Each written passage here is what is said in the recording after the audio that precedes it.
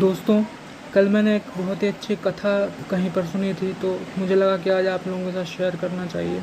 तो जिस हिसाब से मैंने वो कथा सुनी थी, मैं उसी तरह से आपको सुनाता हूँ। तो हुआ ये था कि आपने कई लोगों को बोलते हुए सुना होगा, या फिर आपने जो है सीरियल्स में भी देखा होगा कि जो है कभी भी जब सीता माता सीता जो है रावण से बात करती थी, तो वो कभी भी रावण की तरफ नहीं देखती थी। हमेशा जो है वो उनकी नज़र झुकी हुई होती थी, या फिर वो कहीं और देख रही होती थी। तो कई लोगों का ऐसा भी कहना है कि अगर जो है वो रावण की तरफ देख लेते तो रावण भस्म हो जाता, तो फिर उन्होंने रावण की तरफ देख करके उसको भस्म करके मार क्यों नहीं दिया।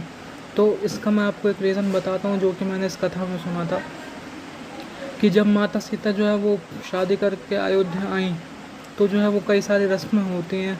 उसमें से एक रस्म होती है मसालों को पीसना। तो जो है उनसे मसाले पिसवाए गए।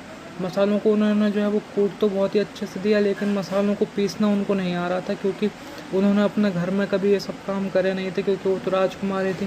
कितनी दास दासियाँ उनके पास होंगे काम करने के लिए, तो उन्होंने ये सारे काम करे नहीं थे। तो उनको जो है वो मसाले पीसना नहीं आ रहा था कि मसालों को पीसते कैसे हैं।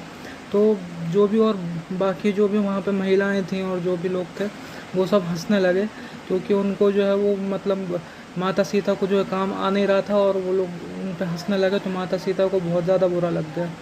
उनको जो है वो अच्छा नहीं लगा क्यों इतने लोग उन पर हंस रहे हैं। इसलिए उन्होंने जो है वो बहुत ही गुस्से में जो है वो सिलवट्टे की तरफ देखा। तो जो सिलवट्टा है वो जो है वह जल के भस्म हो गया।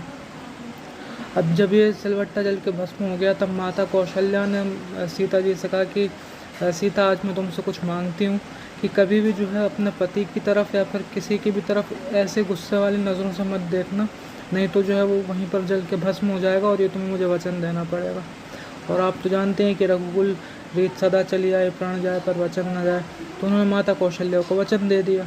इसके लिए जो है वो चाहकर भी रावण की तरफ नहीं देख सकती थी, क्योंकि गुस्से में तो वो हमेशा रहती थी रावण के। रावण जब भी उनके सामने आता था, वो गुस्से में रहती थी। तो अगर वो रावण की तरफ देख लेती, तो माता कौशल्या को दिया हुआ वचन जो था वो भंग हो जाता। और जो है वो फिर आप जानते हैं कि रघुकुल के जो निवासी रहते थे, वो अपने वचन का बहुत ज़्यादा मान रखते थे, और माता सीता ने भी वही किया। उन्होंने अपने वचन का मान रखा, इसलिए उन्होंने कभी भी रावण की तरफ नहीं देखा।